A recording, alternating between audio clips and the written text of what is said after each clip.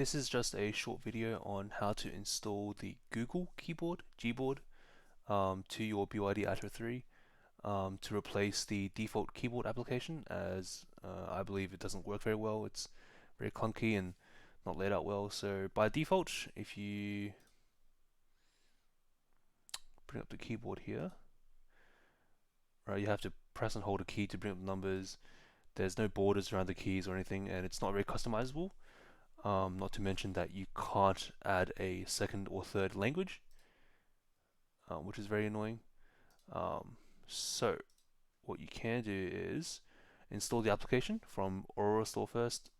So I've already got it here, but you just search for GBoard, the Google keyboard by Google LLC. Make sure it's by Google LLC. Install it. And then you go into vehicle settings. Go to the system settings tab. Go to more. Scroll down to default IME. Click it. For me it's GBoard, but for your car it should be on Android keyboard brackets AOSP. Change it to GBoard, and then if you go into the GBoard settings here, you can do a whole bunch of things that you couldn't do on the default keyboard. For example, I've got English and Chinese simplified. You could add a bunch of languages if you want. You can also change the theme of it. You can change text correction, glide typing. I think glide typing is the best, especially when you're in the car.